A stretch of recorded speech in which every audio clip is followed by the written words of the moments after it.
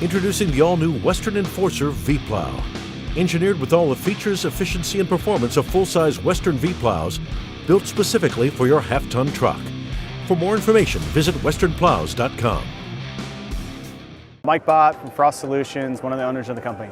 What we do is provide a mini weather station to give you a tailored forecast to those particular locations so you know where and when and what to do in those parts of town. You know there's 2 or 3 or 4 or 5 different ways that people can experience tremendous value having a technology like this.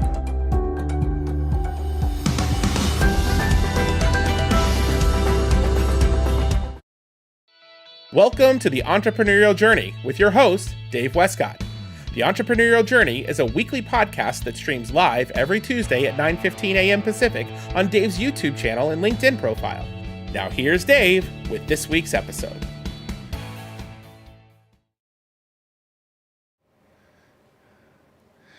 Good morning and welcome to the Entrepreneurial Journey. I'm your host, Dave Westcott. And today I have with me honored guests, Pastor Dave, and I have a real life star here from the Lord of the Rings, Justin Winterhalter. Good morning, Justin. Good morning. Okay, Justin's really not from the Game of Thrones, but he has such a cool last name that, I said Game of Thrones there, didn't I? You did. Not really from Lord of the Rings. I better write that down. From Lord of the Rings, because he has a Lord of the Rings type name, and that was kind of cool. And me and my kids are watching Lord of the Rings. Have you guys ever watched Lord of the Rings? Oh, my kids love it. They know every line, they love them all. I actually used to read, like The Hobbit. Yeah. I would read The Hobbit to my girls when they were young at night. We would take a chapter. They'd all gather around. Totally, Was it a long chapter or a short chapter? No, the chapters are pretty short. Okay, Matter of fact, that's The good. Hobbit I is hate long chapters in books. Yeah. Well, Lord of the Rings, you can't do that with. That's, teenager. But The Hobbit, great for when the kids are small to gather them around and just read the story. So, Justin, you? Lord of the Rings? No? Yeah, I've watched it. You've watched it? We'll Okay. check the volume levels. It might get shall not pass scream here if I get into a corner. But Okay, look at that. You even got the lingo down. So Lord of the Rings, Game of Thrones, all kind of fun shows. Anyways, the Entrepreneurial Journey. We've got Justin here with Hope Unlimited, and they're an organization that we partner with and that we've partnered with for some time. Why this is important for entrepreneurs, I believe, is because, I was thinking about it this morning and I was kind of thinking, what am I going to talk about on today's show? Because this is all live, not scripted, we just go for it. And, I was thinking that one of the things about income or wealth or money is that when you get some, you want more and you want more. And you want more, and you want more, and you keep buying things. And when I had the privilege to be at Harvard Business School, there was a professor who did a keynote, and he was talking about his life, and he was one of the masters of the universe, and he was on, whatever it was, Entrepreneur magazine with, Steve Jobs and Bill Gates, and he was one of the masters of the universe. And he tells a story about how after that period of time, he lost everything, including his family and his kids, wife, so on and so forth, but also his parents.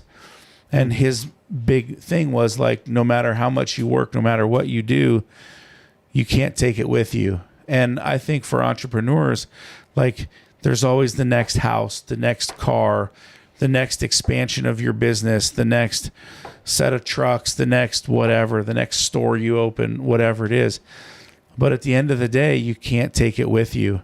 And so you can gain all the treasures of the world, but if you're not helping your local community, your regional community, your national community, your global community, then what's the point in being in business? And this was the thought that was kind of ruminating, through my mind. And then I was on a call yesterday and they were talking about 9/11. Yeah. And they were talking about,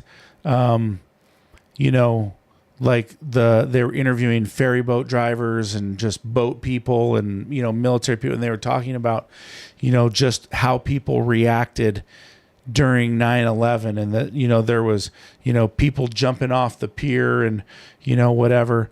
And then I remember my own personal experience of going to 9/11 and going to Ground Zero. And I was at Ground Zero, I don't know, a year, 18 months, something like that after the fact, when it was still just a devastated ground, and just the emotional trauma that I experienced just from far away. I remember watching it on TV from my couch in the morning thinking, oh my gosh, is this real? And then, later seeing it and the emotional impact that almost just draws you to tears there. And then the silence and the contemplation that happens after you're there is those things that are impacted, where people's lives are dramatically changed, are the things we should be supporting and giving to. Our mission is change the world. And I feel like we're really able to do that with a group like Hope Unlimited. And Hope Unlimited really comes beside people that are in state of emergency, in state of struggle.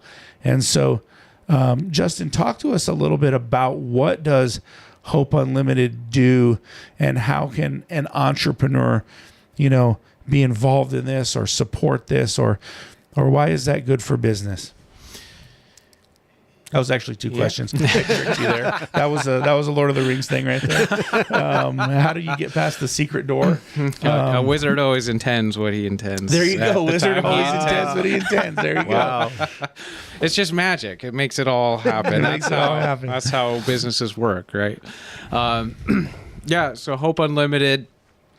I guess I'm still mulling on just the fact that, you said you went and visited the 9/11 site, and there was some trauma there. Just imagining how it happened, what happened, and what Hope Unlimited is doing is dealing with the immediate trauma of just on the scene. We had the Oso mudslide years ago, which, there was trauma obviously to the homes and the families involved, to the first responders that were out there looking for bodies, the community members who were out there helping in that process, community members out and about in completely different towns that weren't involved with it, but just imagining what it is. And so Hope Unlimited has one half of the ministry is Northwest Incident Support, NWIS part. So that's the chaplaincy part, and dealing directly with trauma in the community that way. Yeah. So supporting community members going through traumatic events, and also the first responders that have responded to those events. Yeah. The second program we have is the Anti-Human Trafficking Initiative. We're very creative with our terms that that we come up with. So we just go by the acronyms, the AHTI for that. But the Anti-Human Trafficking Initiative is more of a spreading awareness and prevention for human trafficking, and that can be sex trafficking is what we think of most when we think of human trafficking. But recently, I went to a little seminar with our group, and labor trafficking is actually very popular as well. Labor tracking. What is labor trafficking? Labor trafficking would be I'll just use the example that they talked, real life scenario. There was a young girl, I think she was about 14.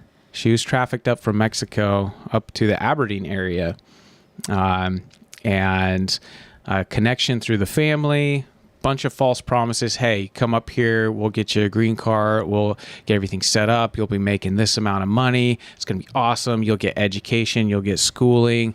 And she was coming from a very broken home, came up, and the guy that made all the promises made a fake ID for her, got her employment through a temp agency, and then would garnish her checks and, you owe us a little bit. You owe us for this and this and the Netflix subscription and the food that we got you and this and this. And there's nothing left for you, but maybe the next check and you can catch up. And then spreading rumors throughout the community that the that the girl is on drugs and you can't really trust her. She's kind of flippant and she couldn't speak any English. So she was just alone, isolated,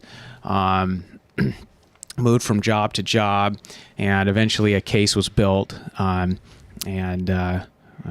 believe it was a joint effort with FBI and some other nonprofit agencies that were able to come in and help her out. But that's kind of typical of what you'd see in the labor trafficking, just an isolation, a lot of false promises. Primarily in the domestic help area where people get trafficked.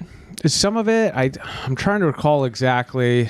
Some of it like hotels, a lot of kind of like labor positions, to where you might be working right next to somebody and not even know it, that or what their situation is, and especially with the language barrier, how you just kind of keep your head down and do your work and move on. So that's something that.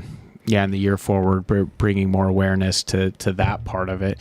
Just as we spread awareness, here's some of the signs of human trafficking going on out there. Some of that will be posted to social media. We had, as we talked before the show, the start of the show, in this last summer, our director was called in the middle of the night by some ladies from a church and said, "Hey, we got a young lady from the church. She was about to board a plane to go meet her online boyfriend in New York for the very first time." So an ongoing online relationship, and I don't know how they found out about her plan. I don't know if she was keeping it super secret, but they said to our director, Linda. They said, because of some of the information that you've posted, we've seen some of these signs and we're able to stop it, get more information from her, and we don't know what to do now. So Linda, through her connections, was like, oh, hey, well, there's this program up in your area. You can kind of go through that and help her through that. So she's able to go, the young gal was able to go through that program and get a little bit of understanding of what was going on and what that situation could have been. And so, that's AHTI, the Anti-Human Trafficking Initiative, is more on that prevention side, getting the information out there, trying to stop. Do you guys do school programs or? Yeah, so we had COVID again, kind of put the kibosh on that. So into this next year, looking at what kind of programs we were doing some school programs, going into schools, kind of assemblies, speaking, presenting some information materials. Had a small group with the Stanwood school district and the high school there. So looking at keeping that going, and there's a lot of collaboration efforts that we're looking at in 2024 with some of the other groups, some of these refuge houses that are doing the work and helping out the people who've been trafficked and survivors of trafficking. Wow. So you mentioned the Oso mudslide. This was a huge event. So the part of the mountain or whatever it came down, wiped out a section of the road. I actually knew somebody who was in this mudslide. Oh, okay. By the name of Ron Diculettis, I believe that's how you pronounce his last name. He was not in Lord of the Rings with you, but he was in the mudslide, and tragically that took his life. That was a sad event, and then it was interesting because he was the head sales guy for a local asphalt company called Ishmael's Construction, that we did a lot of paving and asphalt snow removal work with at the time, and then Ishmael attended Brad Sabranki's church, who you're friends with. Yeah. And he did a lot of work for them and donated a lot of work to them in the Ridge Community Center, which is in Bothell. So a shout out to the Ridge Community Center in Bothell, which is a great place for kids, and Ishmael's Construction, which did a lot of the asphalt and paving and work, and they donated a lot of it there. So really good guy. And then Ron Diculettis and his family, they attended Westgate Chapel, which we attended growing up, and my parents still attend today. And so interesting just how small the world is. But that was a major event. I mean, it was a ranked disaster, right? I can't remember what you call that, but it was a ranked disaster where it's like, federal support comes in, they're clearing the road. This was a major disaster event, like a hurricane or a flood or something like. It was a major event, right? So how do you guys jump in there and prepare for that? How do you help for that? What does that look like on your side?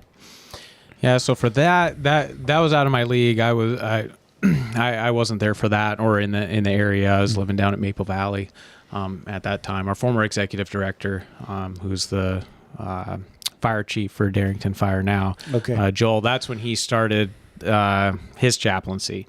That was one of his first calls, I believe. Yeah. So it was welcome to chaplaincy. Welcome to work. But yeah, for those other emergencies, I mean, you can't. You can plan so far. Yeah. Even for basic fire training, every house is different. You can train in a training house, in a room like this, how to do search, how to knock down the fire, how to do basic overhaul on things. But then you go to a house where there's a fire, get in through the door, and there's a foot of junk, trash that you're trying to crawl over, which impedes things. There's always something that's going to make it harder, more difficult, or you just got to think on your feet and just trust the basics of what your training is. So training is a big deal as far as the chaplaincy program.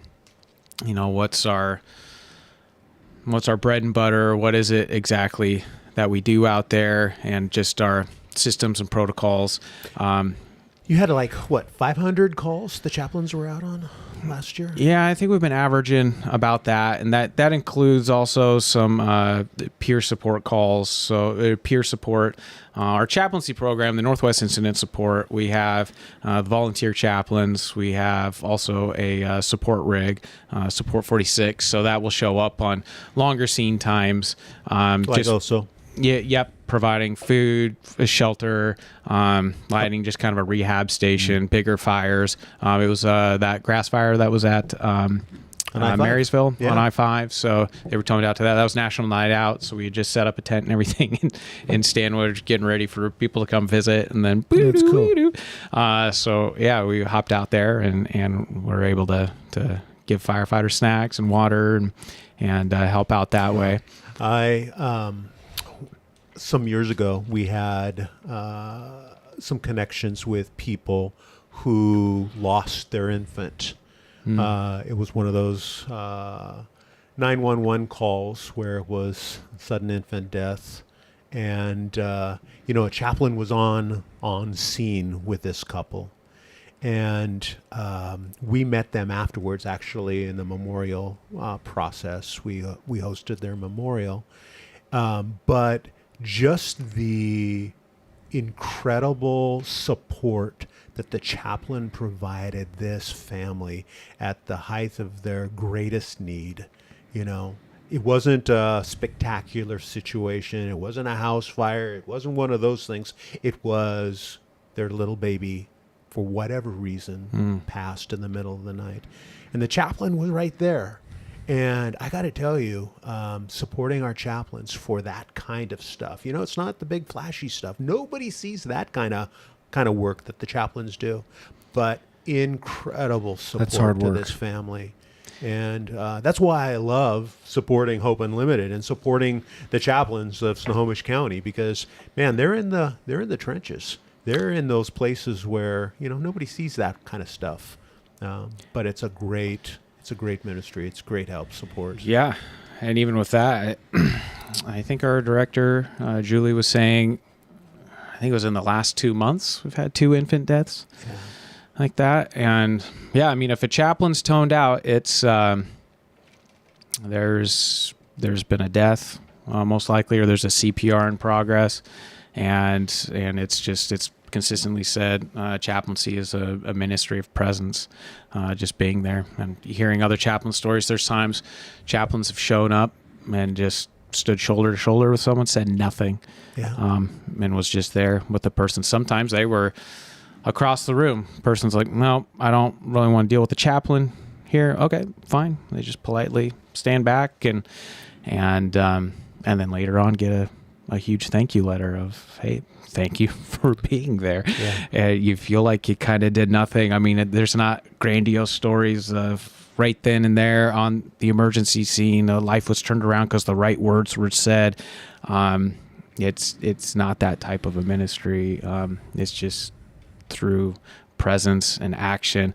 And sometimes there's out of the box calls where our chaplains can fill in the gaps between services. So a displaced family or a person from a fire, they're out working late or something, come home, house is on fire, or they were able to get out. They're okay, but they're barefoot, standing on the lawn in pajamas. Now what do I do now? Yeah. And typically Red Cross will be called. Command will call them, and they can provide resources, but sometimes there's a gap in the time to get to those resources.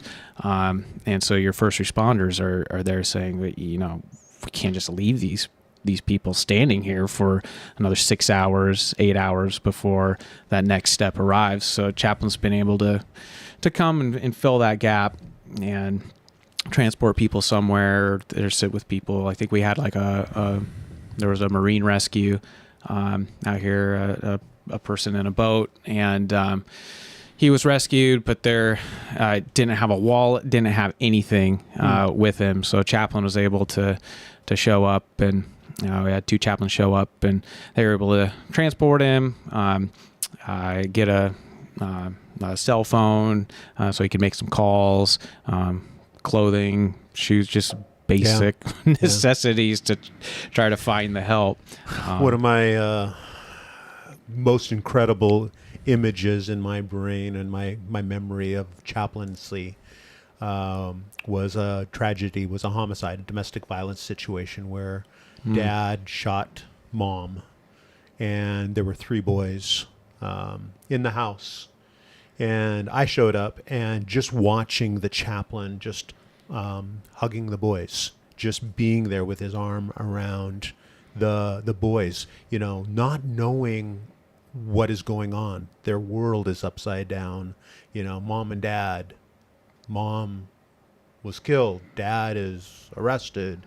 The chaplain there just holding on to those boys at that time forever will be for me, that picture of the ministry of what chaplains do. Like you said, ministry of presence, but somebody has to come in and just stand with those boys, be with those, in a tragic situation.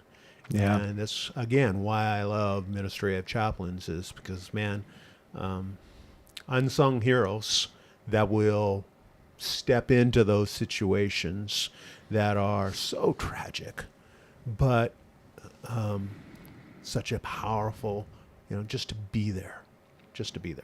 Yeah. So thank you for what you guys do. Sometimes I guess we don't say that on these shows, but thank you for that kind of work.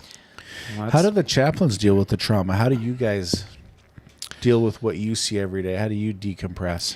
Yeah, so that goes kind of to the third component of the Northwest Incident Support. So you have just the chaplaincy operations, like the calls we described, the support rig operations, and then there's the peer support side, which most first responder, law enforcement, fire, they'll have kind of peer support teams built up within the organizations or agencies.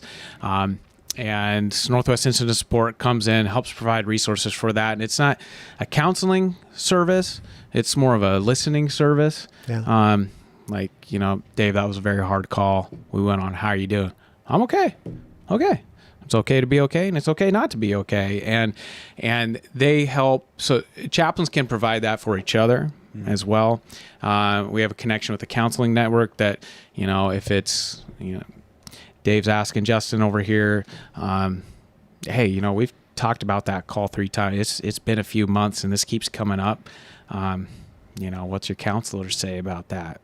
I don't know. I've never thought about a counselor. Well, I could connect you. We've got this ring. So we do a lot of that as well.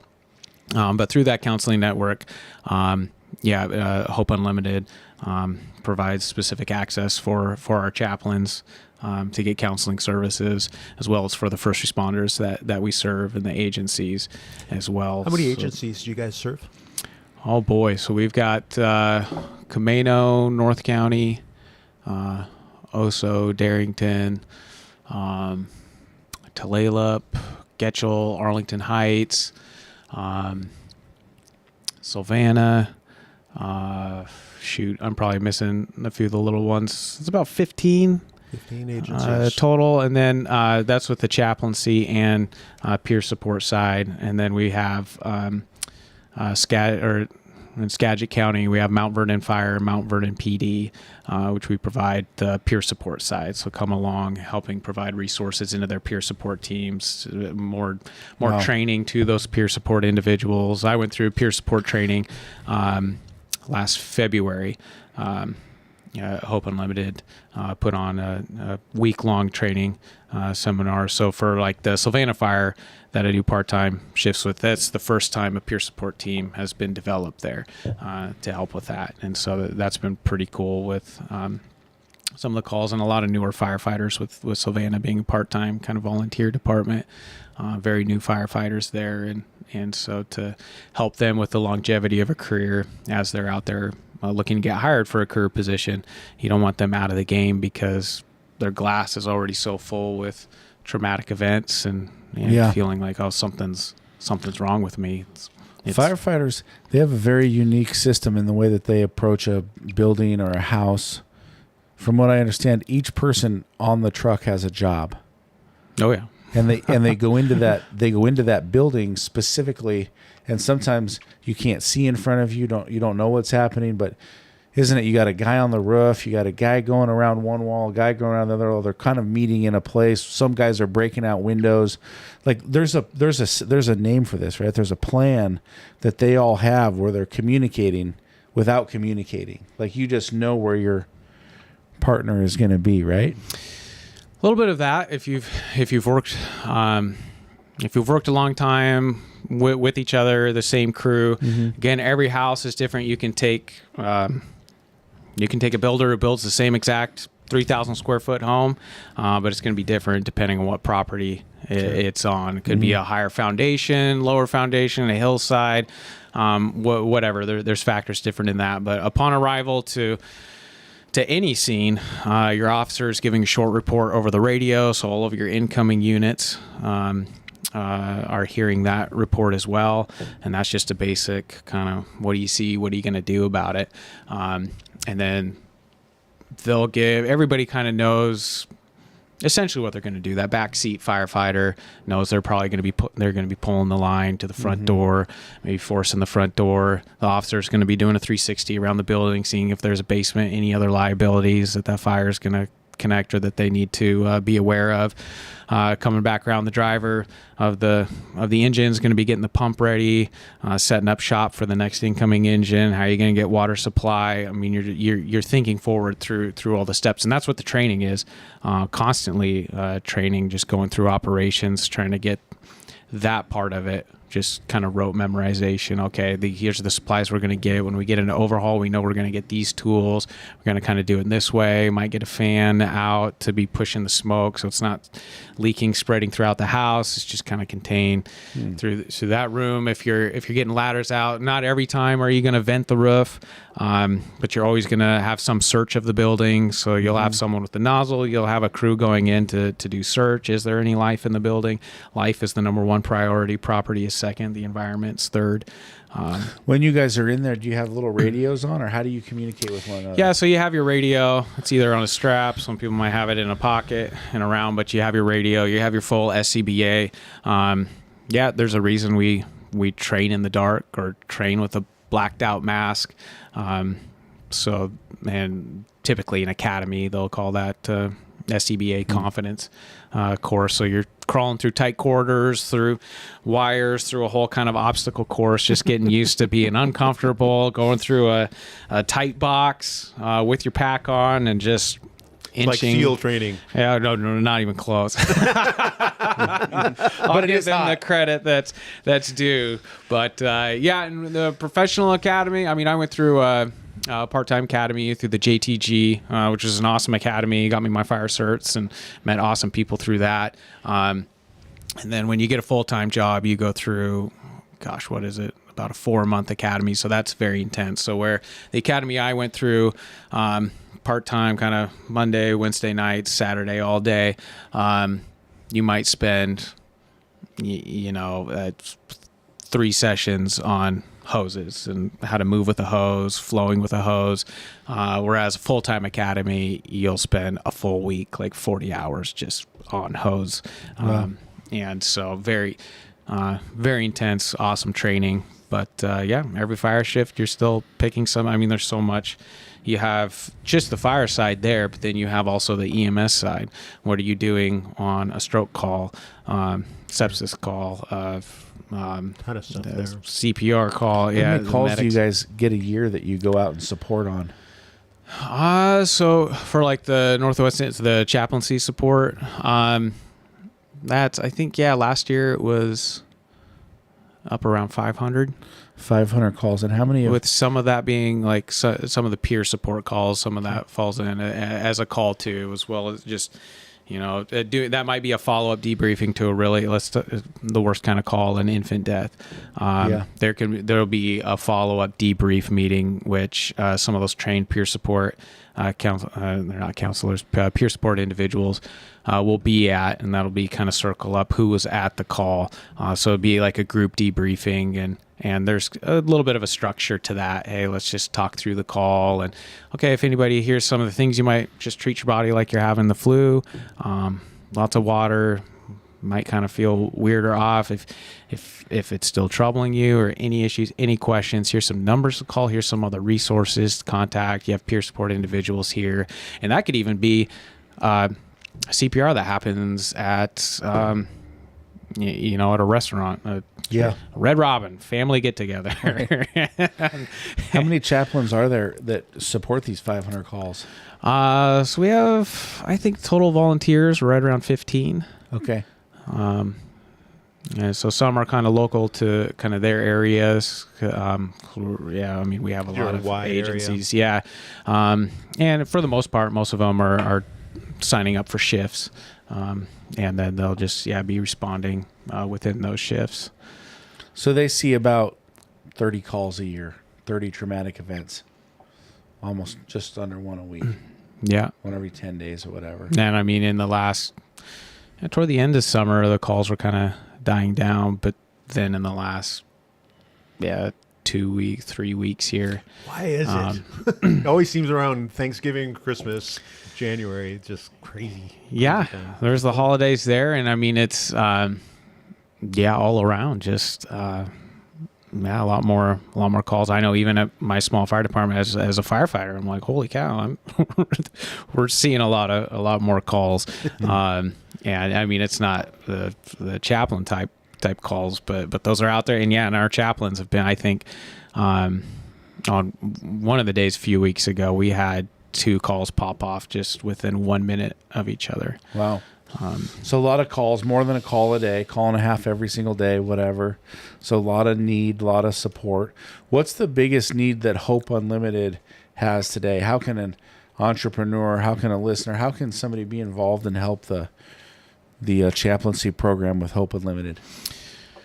Right now, I'm looking at the infrastructure. I mean, we're so busy trying to come in and just help with our administrative side of things. All of those calls were required to write a report for, because sometimes, courts can be involved with some of those. So we need record keeping. It seems silly to say the admin side of things. Well, why would you waste money on that? Why, That too. But to stay in contact with our donor, as our donor base is growing, and letting them know what's going on, letting you guys know what's going on, Sure. having the software and the resources, updating a lot of that to keep up with just the speed of what we're responding to now. when COVID happened, that's when the chaplaincy calls really started spiking. And that's where that's not a good thing, but the light out of that was that a lot of the agencies really realized how important and valuable chaplains were. And there's a lot of chaplains out there that can be a little off and not build a very good relationship with the first responders. First responders are always going to be polite and kind, but if it comes to you're trying to step into my business, I don't know you, I don't trust you, step off.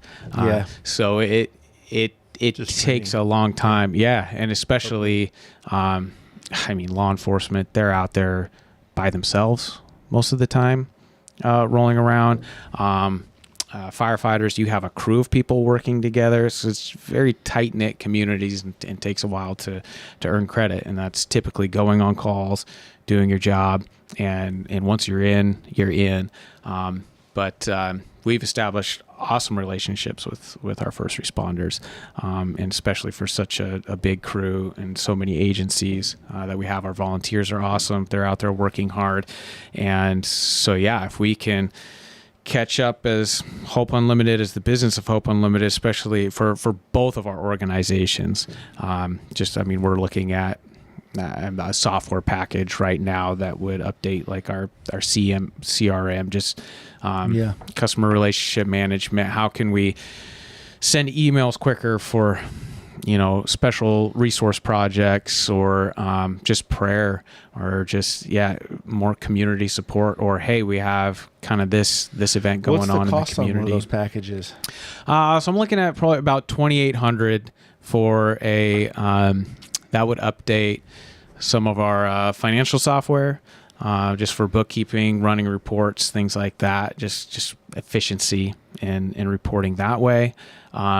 And efficiency in just our donor relationship, new donors coming on, we can plug them in the system, keep awesome notes, keep up the relationship alive, know exactly where we're at, and communication among our two programs, because they are in different fields, with different donor bases behind them. And so that part, and then with some website maintenance and clean up with that, just making that smoother, making it so it's easy to just put more information out there for people to follow along. Social media is pretty simple. We've got an awesome person doing that, my wife. There you go. There's a shameless plug. Had to get that in there. So she's been rocking and rolling on that, and but to have that website as the hub and the home that people can visit, and just make it easier to spread the information of what we're doing, because a lot of it too is you can't share the names. Some of it's just, hey, we've had some chaplain calls, and if you go to our website, you'll see the website, as I would like to see it, you would see what kind of calls the chaplains go on, and so that we could say, we can't say much about what's going on in the last few calls, but they're happening, and it's tough on our chaplains. Right. Like, we need prayer, we need support, or we have a special, maybe a family that was displaced, and we just need help or resources in this way, and to be able to have the communication channels that quick, because that's what the calls are. If you don't have your bunker gear on within a minute, the truck's going and you're not working. And so with the chaplains too, and just those small windows of help, because if we don't step in, someone else will, or there's just a longer waste time. Yeah. Ralph, can you throw the Enbridge.global site up? And we have Hope Unlimited on the Enbridge.global site. Yeah. So listen, we're gonna do something here. We love Hope Unlimited and the teams over at Hope Unlimited. So our Enbridge is our nonprofit. That's our giving arm of Trans Blue and Condo Shield and Honey for Hope. And so what we're gonna do is we're gonna match up to $2,800 over the next 2 weeks. And just go to the Enbridge.global site. Ralph just threw it up, Enbridge.global, and give to Hope Unlimited and just throw podcast in the notes or throw Entrepreneurial Journey in the notes, and we'll make sure that money gets directed to Hope Unlimited. I think that's a fantastic thing. We'll match up to $2,000. So if you like this, share it on your social networks, put it out there. Let's help this amazing organization that's not only helping, police officers and firemen and first responders, but also, we're focusing on, human trafficking and labor trafficking and sex trafficking, all of the different areas that you and your teams are touching. 500 calls a year, 15 people managing 500 calls a year, all of the support, all of the amazing things that you've done. The story about the husband who shot the wife, went to jail, mom's dead. How do you support that? How do you help that? And think about a time when you had trauma and somebody came alongside you and helped you. I think that's the important thing here. So, it's the holiday season. It's the giving season. Is this Giving Tuesday today? This is Giving Tuesday. So what a perfect opportunity. If you're giving today for Giving Tuesday, give to the amazing folks at Hope Unlimited, and we'll match up to $2,000 it's given. Give through the Enbridge.global site, as I mentioned again, and let's help change the world. Yeah. And let's make the world a better place. We're going to bring this in for a landing. Dave, any final thoughts? No, just thank you. Thank you for all the work you do. And make sure you let all those chaplains know that we're behind them. Yeah, they're the stars of it. They are. I'm just coming in. I just thank you for the generous offer and the opportunity to share. I think our directors, Linda Buring over the Anti-Human Trafficking Initiative and Julie Boyer over Northwest Incident Support, are working their tails off and running the volunteers. And if I can come in and support with the resources for the awesome work that they're doing. That's the win. That's the win. So listen, dig deep. It was great to have Lord Justin on the call. We got to finish up with the Lord of the Rings thing, just because we started there. I like Lord Justin. There should be Justin. Your BA, your master's, your doctorate, and then your lordship. Yeah. Your lordship. Listen, we took it one step further than Lord. We went lordship. Your lordship. Thank you for joining us on the call. It was a fantastic time. Listen, if you enjoyed this show, give it a like, give it a share. I'm Dave Westcott. Follow me on LinkedIn. Follow me on Facebook, Instagram, YouTube. I'm hanging out in all those social places. We'll be back next week, 9:15 Pacific Standard Time. Thank you for joining in. And I just want to give a special shout out to Western, who is one of my favorite sponsors of the show. I love Western. I love Western snowplow equipment that we utilize on our trucks. Without the Western gear on the front of our trucks, it would be impossible to donate to the amazing causes like Hope Unlimited. The Western has an awesome offer going on. Purchase a Western pile driver with Trace Edge technology, pusher box, and coupler package through November 30th and save $1,742. Combined with the special Western financing promotion with no down payment, no interest, and no payment for 6 months. This allows you to use your new pusher all winter long before making your first payment. And listen, I just want to say this. There's only 2 days left to get this deal. So if you're a snowplow guy and you're looking to take your business to the next level, check out the Western Pile Driver for 2 more days. Thank you very much. We'll see you back next week. Have a great afternoon. Introducing the all-new Western Enforcer V-Plow.